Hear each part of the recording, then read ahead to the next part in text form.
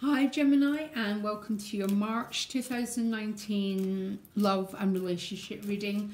This is going to be quite a small reading, guys, okay? I've already posted your general readings, but I wanted to check on the general dynamics going on for signs. I don't tend to do these very much, but we're going to take a brief look at what's going on for you and the person that you're interested in, okay, for the month of March.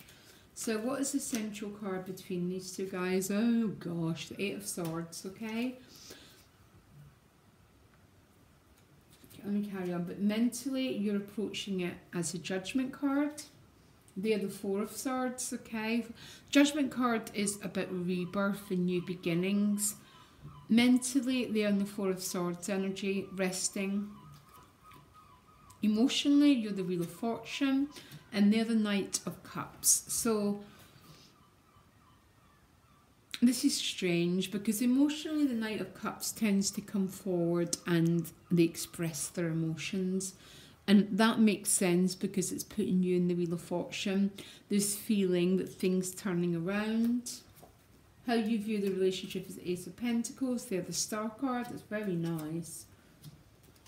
But it's funny, ending in the Seven of Swords. The Seven of Swords is a little bit of a shadow card. It represents everything not fully being out in the open yet. Yeah? And that makes sense for the Two of Wands. There's a feeling of which direction is this situation going in. And when the Seven of Swords appears, I always think that people aren't being totally honest with each other, by the way. And that's why I call it a shadow card. Because to come out of the shadows, we need this authentic dialogue. Which is very strange because of some of the other cards.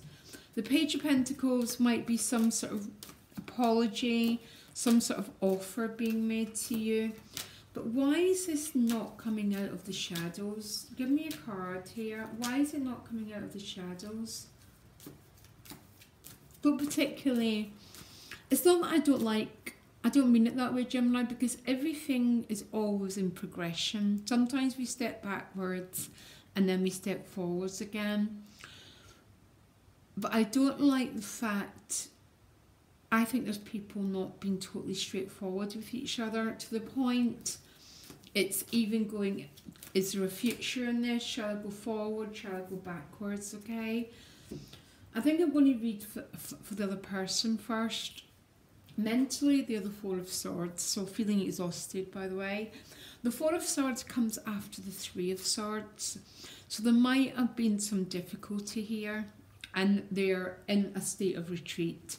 But emotionally, they're regarding the bond with you as the Knight of Cups. Knight of Cups isn't the most serious card in the deck, but he does express himself. And maybe that's why you're in the Wheel of Fortune and mentally seeing things as the Judgment card. There's sort of an energy of new life here. But the irony is, Gemini, even though there's energy of new life, there's still an energy of a little bit of a transition energy, because there's an energy of greyness and full conversations not been had, which I think is very strange, because how they view the relationship is the Star card. So the Star card comes after something's been damaged sometimes. This is the healing side, yeah? But it's also about openness, transparency, and intimacy. So I have no idea why the Seven of Swords is showing up. Yeah? And maybe you and a significant other, or just you, are actually reflecting, is there a long-term future in this situation? Where's this going? Because I love how they're viewing you. Yeah? and how you're viewing things. So mentally, you're the Judgment card. The Judgment card is a card of rebirth, yeah? So after the Death card comes the rebirth, which is very similar to the Star card, because the Star is after the Tower, yeah? It's about things becoming whole again, or broken things becoming healed. And emotionally, when he or she's the Knight of Cups, you're the Wheel of Fortune. So things are pretty lovely, yeah? And you're viewing things as the Ace of Pentacles, which might be about new beginnings, but there's still an energy, because the Eight of Swords and the Seven of Swords are cards about both of you feeling a little bit trapped. So why are they feeling trapped? Tell me why. Why is this energy feeling trapped? What's keeping this energy? Because these are both thinking cards. These could both be, maybe there's a lot of overthinking rather than, so it's almost like coming together, being apart, coming together, and then flying apart again. And when that happens, there's, now don't hate me, Gemini, gosh, you know, there's a feeling sometimes of people being quite scared of the depth of the connection. Or remember your March reading. Yeah. Okay, I remember your general reading for March now, and I'm like, yeah, okay. There's a lot of overthinking.